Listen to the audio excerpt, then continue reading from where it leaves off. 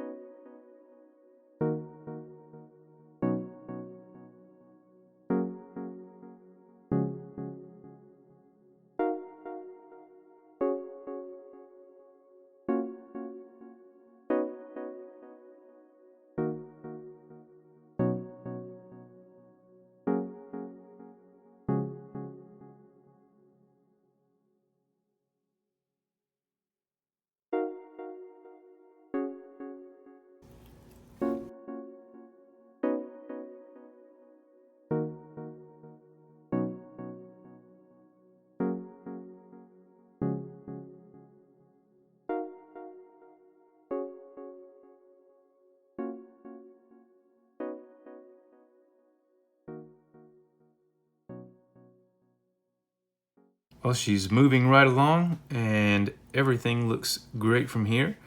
I'm just going to let that run for a bit and then we'll check it on the time grapher, make sure everything looks great. And of course, go back around to the calendar side and install the calendar components and upper wheels, and then we'll move on to the dial and hands. Well, it's been running for quite some time now, and I went ahead and made some preliminary adjustments to the regulation amplitude of about 250, 255, and no beat error. So as I thought early on, this one is running beautifully, and we're now ready to go ahead and install the calendar side components. So we'll start with the cannon pinion and just move outward, and then we'll go ahead and get the dial and hands on and put the case components back together, and we'll get this one cased. Here we go.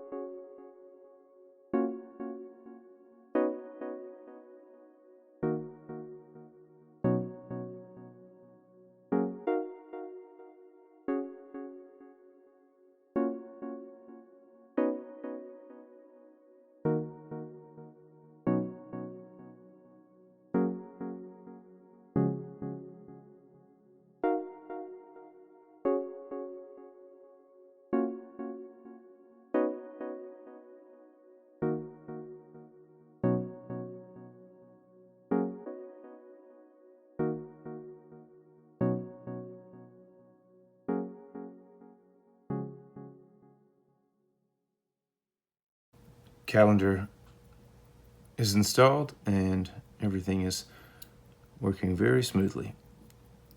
On to the dial and hands, and then we'll recase.